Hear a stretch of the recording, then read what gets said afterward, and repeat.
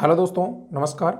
आपके लिए Rajasthan sub inspector भर्ती और कांस्टेबल भर्ती परीक्षा में जो डिग्री डिप्लोमा कोर्सेज करवाया जा रहा है पुलिस यूनिवर्सिटी के द्वारा, उसकी परीक्षा में पूछे जाने वाले महत्वपूर्ण प्रश्नों की क्लास नंबर 2 में आपके लिए लेकर आ चुका हूं। पहली क्लास मैंने कल अपलोड कर दी है, अगर आपने नहीं देखी है तो आप जाकर देख सकते हो, और उसकी पीडीएफ भी मैंने टेलीग्राम में सेंड कर दी है। पीडीएफ लेने के लिए आप टेलीग्राम ज्वाइन कर सकते हो, डिस्क्रिप्शन में उसका लिंक मिल जाएगा। और रोजाना क्लास लेने के लिए चैनल को जरूर सब्सक्राइब करिए। चलिए दोस्तों, शुरू करते हैं। दोस्तों, मैं आपको बताना चाहता हूं, जो पुलिस प्रशासन और अपराध शास्त्र से संबंधित जो कोर्स है, उनसे संबंधित इसमें प्रश्न जो है मैं आपके लिए लेकर आया हूं। और पहले जो यहाँ पर ये क्लासें मैं ले रहा हूं, इसमें जो शॉर्ट प्रश्न है दोस्तों, जो 20 शब्द 25 शब्द में जिनके आंसर अपने को देना है, वो प्रश्न इसमें डिस्कस करने वाले हैं। आगे की जैसे जैसे क्लास आएगी उसमें बड़े बड़े क्वेश्चनों के बारे में डिस्कस करेंगे, क्योंकि दोस्तों जो है इस कोर्स के अंदर जो इसकी परीक्षा होगी उसमें आपसे जो है ऑब्जेक्टिव टाइप के प्रश्न बहुत कम पूछे जाएंगे, और जो इस प्रकार के प्रश्न हैं वो यहाँ पर पूछे जाएंगे कि इनका उत्तर आप 20 शब्दों में दीजिए, 30 शब्दों में दीजिए, जैसे आपके कॉलेज के अंदर जो एग्जाम होता है उसी टाइप से दोस्तों। तो पहला प्रश्न आपके लिए, दंड के प्रमुख कारण कितने बताए गए हैं? तो दोस्तों, दंड के प्रमुख 7 कारण बताए गए हैं, और कौन कौन से कारण अपन अगले वीडियो में उसके बारे में डिस्कस करेंगे। नेक्स्ट प्रश्न है, प्रतिरोधक क्षमता का सिद्धांत क्या है? तो दोस्तों, यह सिद्धांत बदले की भावना पर आधारित है तथा इस मान्यता पर बल देता है कि अपराधी को दंड देना राज्य का निश्चय नैतिक कर्तव्य है। नेक्स्ट प्रश्न की तरफ चलते हैं। दोस्तों, अगर अभी तक सब्सक्राइब नहीं कर रखा तो सब्सक्राइब जरूर कीजिएगा, और टेलीग्राम भी ज्वाइन कर सकते हो। अपने व्हाट्सअप नंबर टेलीग्राम पर मिल जाएंगे आपको, तो वहां से आप मुझे डायरेक्ट भी मैसेज कर सकते हो इस कोर्स के संदर्भ में। दोस्तों, आपको मैं पीडीएफ नोट्स वगैरह सब कुछ टेलीग्राम में सेंड करने वाला हूं। चलिए आगे बढ़ते हैं। नेक्स्ट प्रश्न है दोस्तों, बहुत इंपॉर्टेंट प्रश्न है, दंड के कितने प्रकार है? तो दोस्तों, दंड के जो है 5 प्रकार बताए गए हैं। कौन कौन से हैं देख सकते हो दोस्तों। अंग काटना, दाह अंकित करना। दाह अंकित का मतलब है दोस्तों किसी जगह जो है जला देना शरीर को, वो दाह अंकित के अंदर आता है। कुंदे व कटघरे में झगड़ना, यानी कुंदे से लटका देना या कटघरे के अंदर जो है बांध के जकड़ देना, यहाँ पर जकड़ आएगा दोस्तों। देश से निकाल देना, यानी देश निकाला देना दोस्तों, निवास्त्र कर देना, देश से बाहर भेज देना, ठीक है। और कोड़े मारना, ये जो है 5 प्रक्रिया जो है दंड शास्त्र के अंदर दे रखी है दोस्तों। अगला प्रश्न है दोस्तों, दंड व्यवस्था में परिवर्तन संबंधित किन बातों का ध्यान रखना आवश्यक है? यानी दोस्तों, अगर दंड दिया जाता है तो कौन कौन सी बातें उसमें जो है ध्यान रखने योग्य होनी चाहिए? तो यहाँ पर देखिएगा, एक तो मानवतावाद उसमें होना चाहिए, ज़्यादा दंड, गंभीर दंड नहीं देना चाहिए, परिशोधन होना चाहिए, प्रतिरोध से संरक्षण होना चाहिए, और दंड का लघुकरण भी कर सकते हैं, और सामंजस्य भी उसमें कर सकते हैं दोस्तों। अगला प्रश्न है, उन्मूलन आंदोलन क्या है?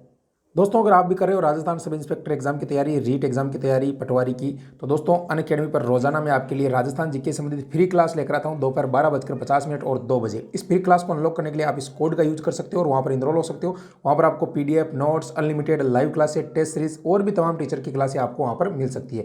वहां पर दोस्तों आप पूरा कंप्लीट कोर्स करना चाहते हो तो सब्सक्रिप्शन भी ले सकते हो, उसमें भी आप इस कोड का यूज कर सकते हो। स्टडी विद MK70 का लिंक आपको डिस्क्रिप्शन में मिल जाएगा। अभी जाकर अपनी तैयारी को जारी रखें। इसका सही उत्तर होगा दोस्तों, 19वीं सदी के मध्य में अनेक वैज्ञानिक अध्ययन अपराधों के कारण को सही रूप से समझाने के लिए किए जा रहे प्रयासों को उन्मूलन आंदोलन कहा जाता है दोस्तों।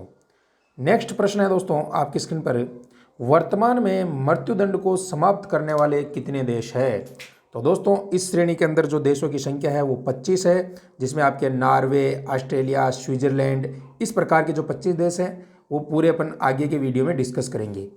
क्योंकि दोस्तों, जब छोटे छोटे प्रश्नों से अपन याद करते बड़े की तरफ बढ़ेंगे तो आसानी से अपने को याद हो जाएगा। अभी से अगर बड़े प्रश्न पढ़ेंगे तो याद नहीं हो पाएगा, ठीक है। जैसे आपने देखा होगा कॉलेज के अंदर पहले छोटे प्रश्न होते हैं, फिर उसके बाद में बड़े होते हैं, फिर उसके बाद में बड़े होते हैं। तो इसी प्रकार से जो है आपके प्रश्न वहाँ पर पूछे जाएंगे, और अभी से अगर आप तैयारी करोगे तभी जाके दोस्तों आप पूरे नंबर इसमें हासिल कर सकते हो। अगला प्रश्न देखिएगा दोस्तों, भारत में दंड की क्या स्थिति है? यानी भारत में जो दंड दिया जाता है उसमें क्या स्थिति है? तो भारत में इस समय केवल 7 अपराधों के लिए मृत्युदंड दिया जाता है। भारत के अंदर जो मृत्युदंड की स्थिति है उसमें 7 अपराधों के लिए ही अभी मृत्युदंड दिया जाता है। तो कौन कौन से हैं यहाँ पर देख सकते हो, कुछ अपराध मैं आपको बता रहा हूँ। एक तो हत्या, राज्य के विरुद्ध युद्ध घोषित करना, यानी राज्य के ही विपक्ष में हो जाना, सत्ता के विरुद्ध सशस्त्र विद्रोह, झूठी साक्ष्य गवाही देना और उसके कारण किसी निर्दोष व्यक्ति को दंड मिल जाता है। इस प्रकार के अपराधों में जो है मृत्युदंड दिया जाता है। और भी है दोस्तों, जैसे बलात्कार वगैरह वो अपन जो है अगले वीडियो में डिस्कस करेंगे। नेक्स्ट है, प्राण दंड यथावत रखने के पक्ष में कौन से तर्क है? यानी प्राण दंड जो है यथावत रखने के पक्ष में कौन से तर्क है? तो 3 तर्क बताए गए हैं। एक तो प्रतिरोधात्मक तर्क, प्रतिशोध का तर्क और सुरक्षा का तर्क। ठीक है। इसका मतलब ये होता है दोस्तों कि जो है सुरक्षा यानी जिसने कोई बड़ा अपराध किया है तो उस अपराधी से उसको सुरक्षा मिलनी चाहिए जिसके साथ में अपराध हुआ है। तो इस प्रकार से दोस्तों अगला है अपराध को कारागार में रखने के 4 प्रमुख उद्देश्य कौन कौन से हैं। यानी अगर कोई कैदी है उसको जेल में रखने के 4 मुख्य उद्देश्य कौन कौन से होने चाहिए ताकि उसको जेल में रख सके, किन उद्देश्यों से रख सके। एक तो सामाजिक प्रकरण का मतलब यह है कि अगर अपराध कर लिया अपराधी ने और वो उसको छोड़ दिया वापस चला जाएगा तो वो समाज के अंदर जाके फिर से कुछ ना कुछ घटना कर सकता है, इसलिए उसको अंदर रखना जरूरी है। प्रतिरोधक दंड, जिससे उसके साथ अपराध हुआ है उसको दोबारा वो प्रताड़ित कर सकता है, उसके साथ कोई घटना घटित कर सकता है, ठीक है। तीसरा है सुरक्षा, उसकी सुरक्षा जरूरी है दोस्तों। हो सकता है जो प्रतिरोधात्मक दंड वाला व्यक्ति है उसको मार सकता है, ठीक है, और उसमें सुधार लाना दोस्तों, ठीक है, ताकि वो अंदर रहकर अपने जो उन्होंने अपना जो कृत्य किया है उसके पश्चात वो पश्चाताप कर सके और उस चीज़ को आगे नहीं दोहरा सके।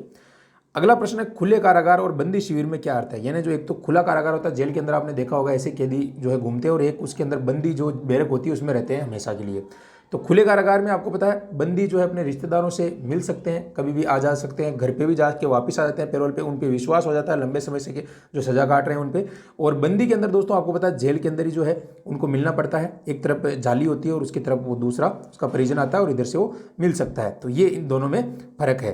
तो दोस्तों इस प्रकार से मैंने जितने भी प्रश्न थे आज आपको यहाँ पर करवा दिए हैं। अगली क्लास कल आएगी, इसलिए चैनल को सब्सक्राइब कर लीजिएगा, नीचे लाल बटन है, और टेलीग्राम जरूर ज्वाइन कीजिएगा। पूरी क्लास कंप्लीट आपको मैं देता रहूँगा दोस्तों ताकि आपकी तैयारी मजबूत हो सके, क्योंकि दोस्तों अभी तक किसी ने भी ऐसी क्लासें आपके लिए शुरू नहीं की है और मैंने दोस्तों कई सारे सोर्सेज जुटा के आपके लिए क्लासें शुरू कर दी। आशा करता हूँ जानकारी अच्छी लगी होगी। तो मिलते हैं नए वीडियो में, तब तक के लिए दोस्तों थैंक यू, धन्यवाद।